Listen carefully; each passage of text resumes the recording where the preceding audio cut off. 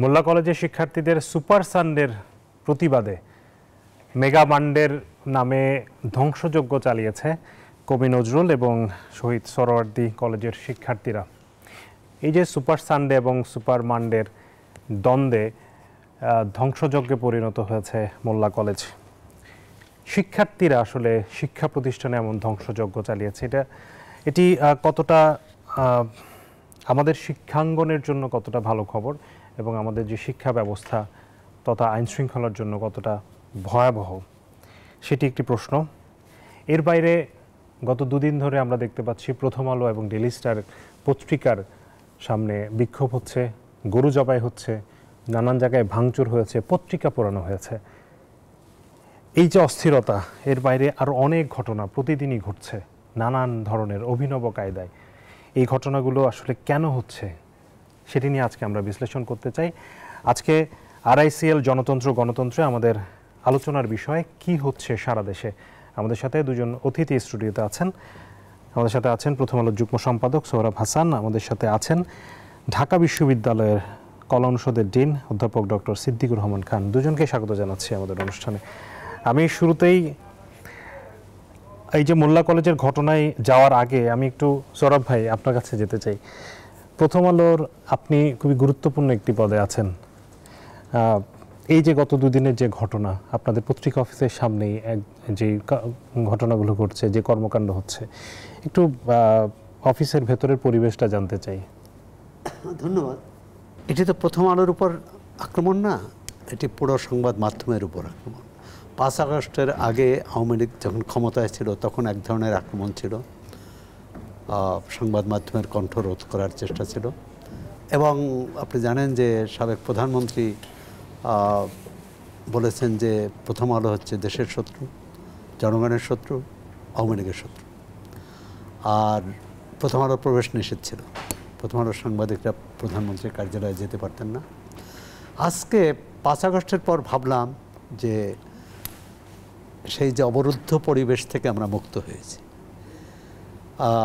কারণ ছাত্র জনতার অভ্যুত্থান হয়েছে এবং সাবেক সেই স্বৈরতান্ত্রিক সরকার বিদায় নিয়েছে, একটা গণতান্ত্রিক মুক্ত পরিবেশ এবং প্রধান উপদেষ্টা সহ সবাই কিন্তু এটি অঙ্গীকার করেছেন। এবং সেরকম সরকারের পক্ষ থেকে কিন্তু ওইভাবে কোনো চাপ নেই যে সংবাদ মাধ্যমের কোন লেখা যাবে বা কোন নিউজ যাবে বা যাবে না এটি নিয়ে। এবং প্রধান উপদেষ্টা বারবার বলছেন আপনারা ইচ্ছা মতো লিখেন, আপনারা সমালোচনা করেন, আমাদের ভুল ত্রুটি ধরিয়ে দেন। এখন দেখুন, মানুষের মত প্রকাশের স্বাধীনতা আছে, কিন্তু অন্যের মত রুদ্ধ করার তো স্বাধীনতা নেই। এটি হচ্ছে একেবারেই মাস্তানি, মানে একেবারেই গায়ে পড়ে ঝগড়া করা।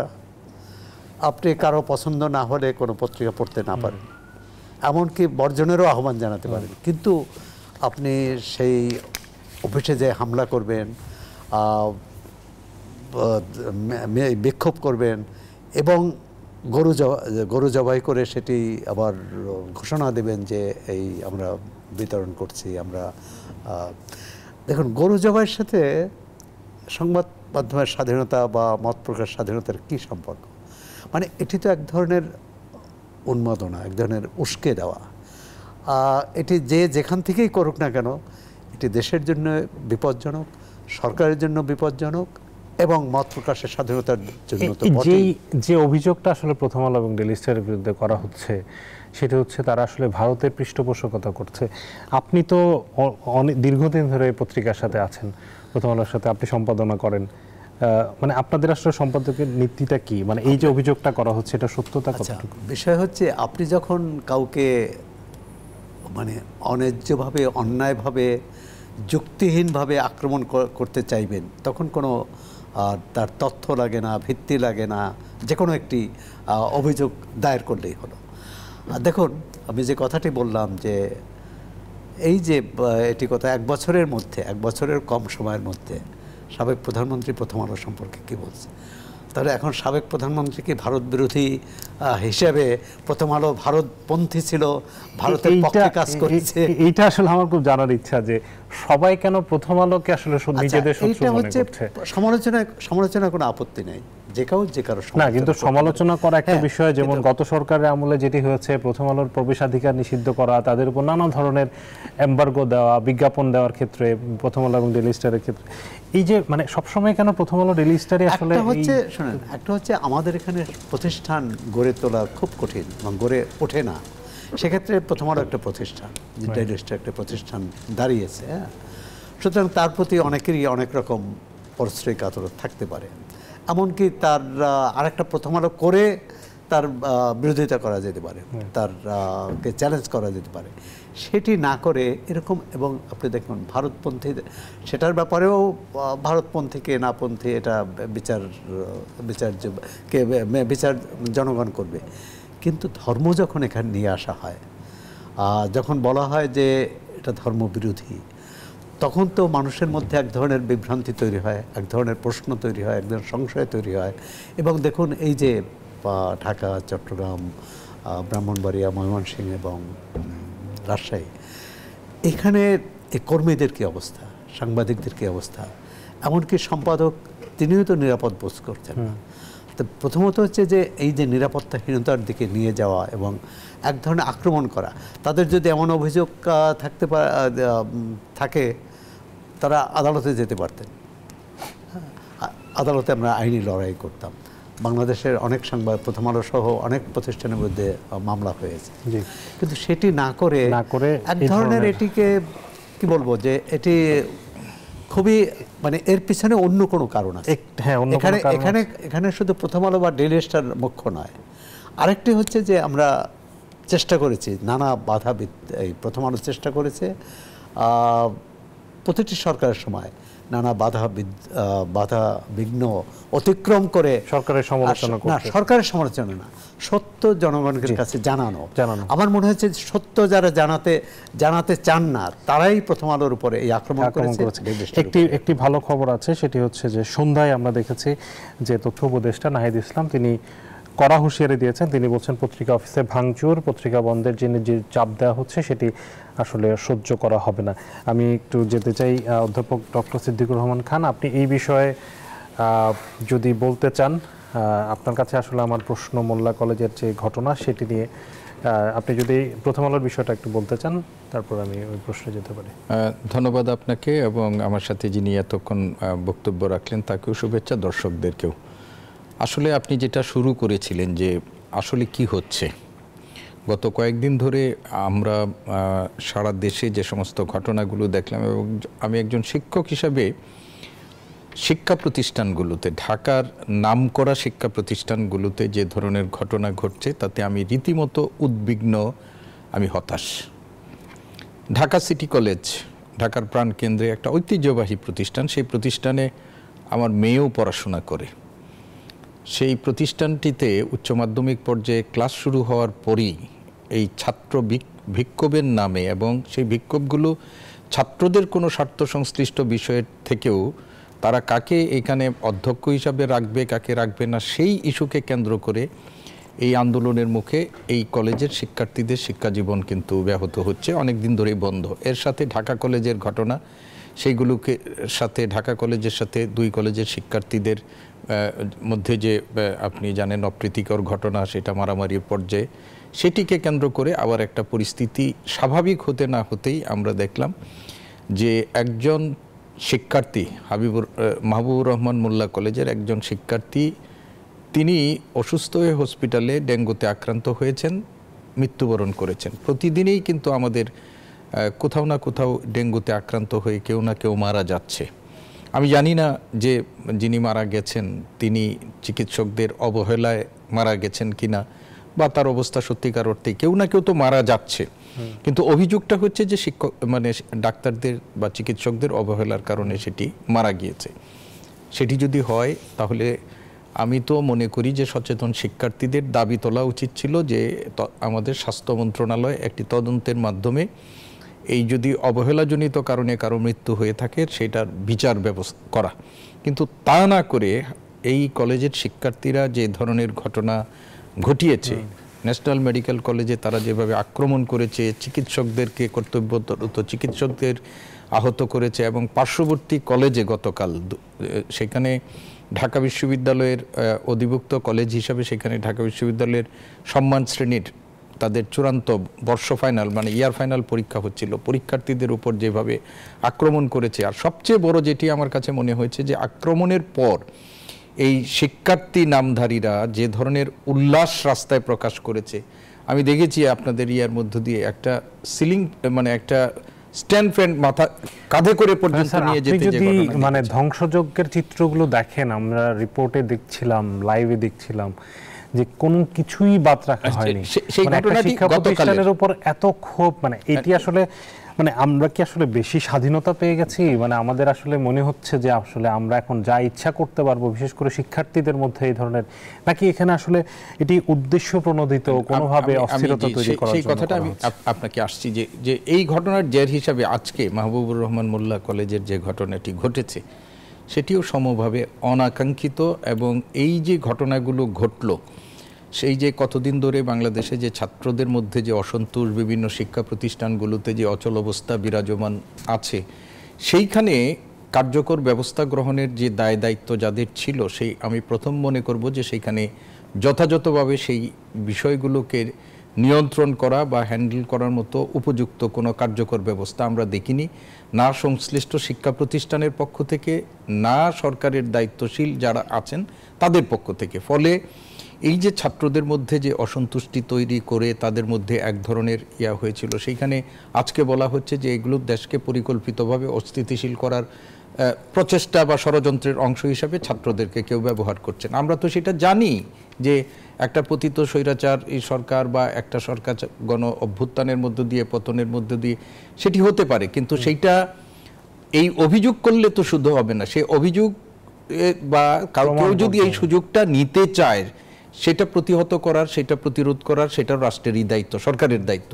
আপনি দেখেন কালকে থেকে এর আগের দিন সুপার সানডের কথা আপনি বলেছেন, তারা কিন্তু আগের দিন থেকে ঘোষণা দিয়ে ফেসবুক ইয়েতে ক্যাম্পেইন করে তারা ছাত্রদেরকে সংগঠিত করেছে, এবং আজকে যেটি মেগা মানডে হয়েছে সেটাও কিন্তু গতকাল থেকে প্রচারণা দিয়ে আনুষ্ঠানিকভাবে ঘোষণা দিয়ে সেখানে গেছে, কিন্তু তাদেরকে নিবৃত করার জন্য কোনো কার্যকর উদ্যোগ কি আমরা দেখেছি? কোনো কার্যকর উদ্যোগ দেখিনি। এটা গেল একটা কথা। আরেকটা হলো, আপনি দেখেন আজকে সকালবেলা আমরা ঢাকা বিশ্ববিদ্যালয়ে আমরা সকালবেলায় যে পরিস্থিতির মুখোমুখি হয়েছে, শত শত বাস এসে ঢাকা বিশ্ববিদ্যালয়ের ক্যাম্পাসে ঢুকে গেছে, যে ঋণ দেওয়ার নামে একটা কি অহিংস গণ অভ্যুত্থান নামে একটা ভুইফুর সংগঠনের ইয়ারা সারা দেশ থেকে সাধারণ মানুষকে প্রতারিত করে তারা ঢাকায় এসে শাহবাগে যুক্ত করার জন্য, সমাবেশ করার জন্য সেটা করেছে। ঢাকা বিশ্ববিদ্যালয়ের শিক্ষার্থীরা এক ধরনের প্রতিরোধ গড়ে তুলেছে এদেরকে এখান থেকে সরিয়ে দেওয়ার জন্য। তো এই যে যারা এই কাজটি করেছে তারাও কিন্তু কয়েকদিন ধরে প্রচারণা করেছেন। সরকারের ইন্টেলিজেন্স আছে, সরকারের বিভিন্ন মেকানিজম আছে, সেইগুলো কি তাদেরকে নিবৃত করার কোনো পদক্ষেপ নেওয়া হয়েছে? নেওয়া হয়নি। আর আপনি যেটি বলছেন যে প্রথম আলো এবং ডেইলি স্টারের সামনে যে গত 2-3 দিন ধরে যে ঘটনাগুলো ঘটছে, সেগুলো অত্যন্ত নিন্দনীয়, অনাকাঙ্ক্ষিত ঘটনা।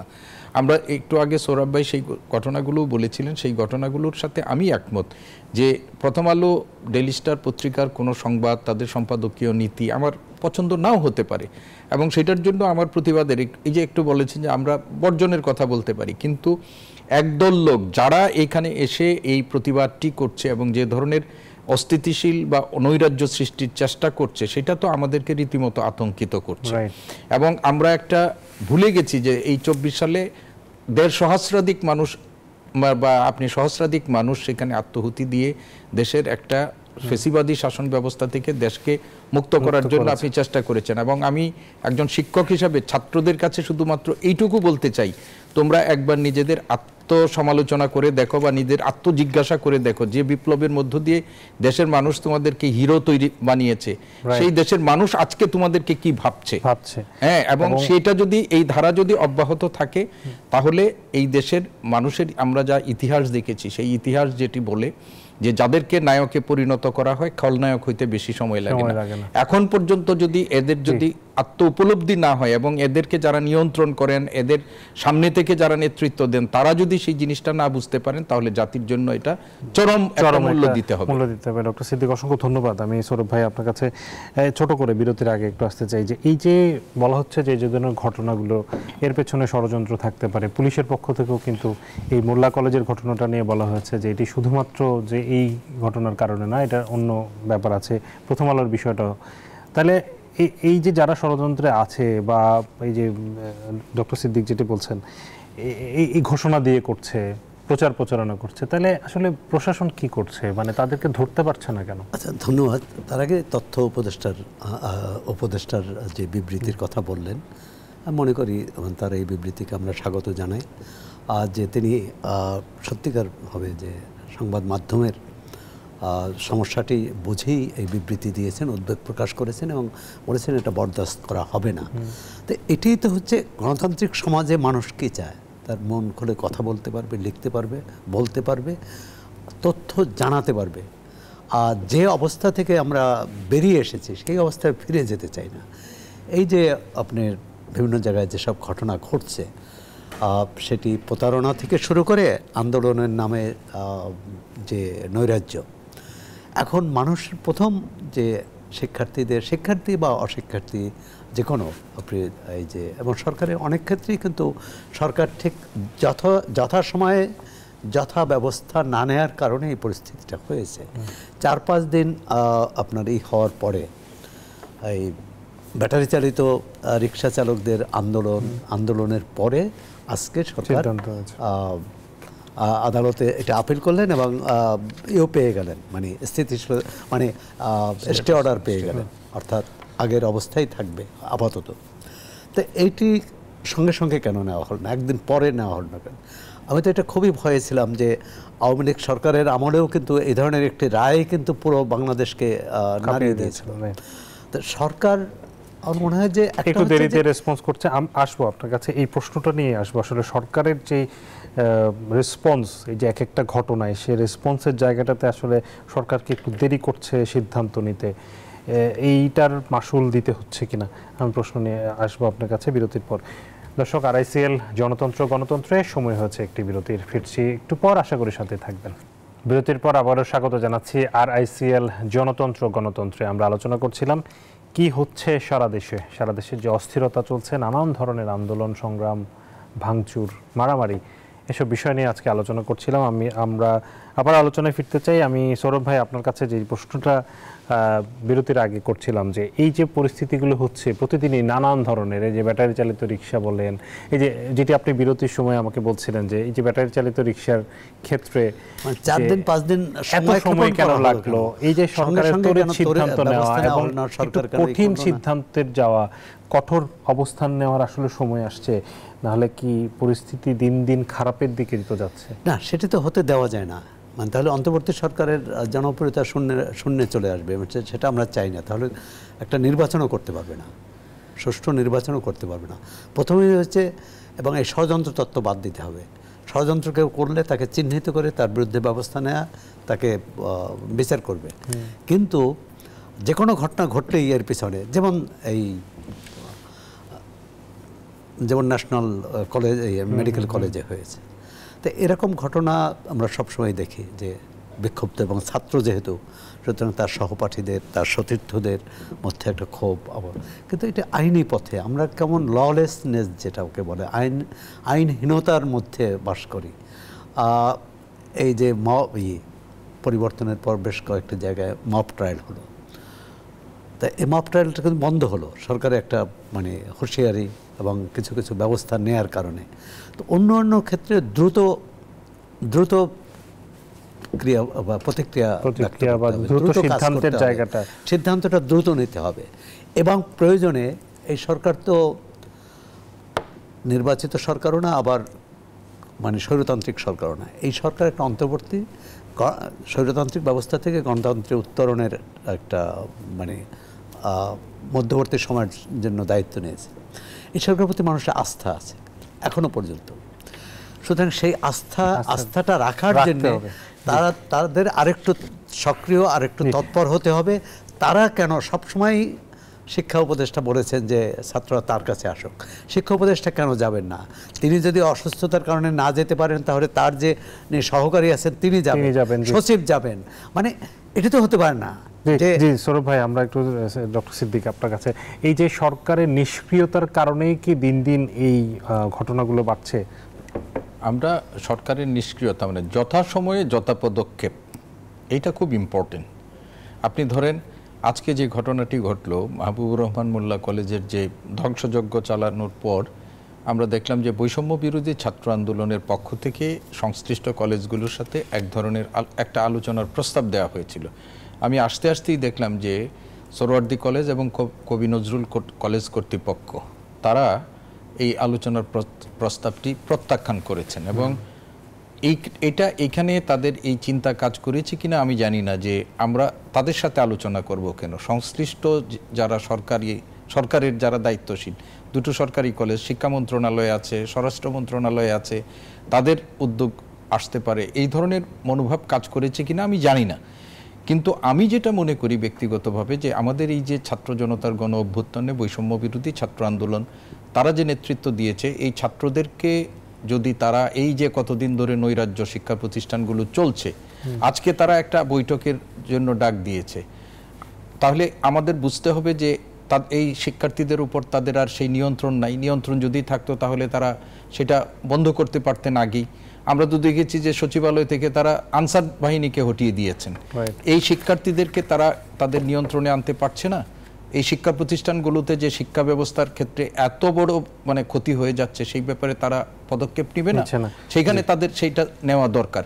আর আমি মনে করি যে ওনারা ওদের কাছ থেকে ওদের জায়গা থেকে তারা কাজ করবে। এটা একটা সংগঠন, বাংলাদেশে আরও অনেক সংগঠনের মতো তারাও একটা সংগঠনগুলো সেখানে কাজ করবে। কিন্তু সরকারের যে সমস্ত দায়িত্বশীল মন্ত্রণালয় বা একটু আগে যেটা বলেছেন যে শিক্ষা উপদেষ্টা আছেন বা অন্যরা আছেন, সেইগুলো এবং অন্যান্য সংশ্লিষ্ট যে জায়গায় আছে সেই মন্ত্রণালয়গুলোর আরেকটু তড়িৎ পদক্ষেপ আমরা এইটা আমাদের এখন খুবই দরকার। কোনোভাবেই আমরা এই সরকার ব্যর্থ হবে সেটা আমরা মেনে নিতে পারবো না। আরআইসিএল জনতন্ত্র গণতন্ত্রের সময় হলো আরো একটি বিরতির, ফিরছি একটু পর। দর্শক, আরআইসিএল জনতন্ত্র গণতন্ত্রে আবারও স্বাগত জানাচ্ছি। আমরা আলোচনার একেবারে শেষের দিকে আছি। যে বিষয়টি আলোচনা করছিলাম, ডক্টর সিদ্দিকুর রহমান আপনি বলছিলেন যে এই যে সরকারের যে সিদ্ধান্তের জায়গাটাতে এবং সরকারের আসলে এই মুহূর্তে এই পরিস্থিতিগুলো স্বাভাবিক পরিস্থিতিতে আনার জন্য কি করণীয় আছে? দেখুন, এখন পরিস্থিতি যা তৈরি হয়েছে সেগুলোর শুধুমাত্র মানে নীতি কথা দিয়ে কাজ হবে বলে আমার মনে হয় না।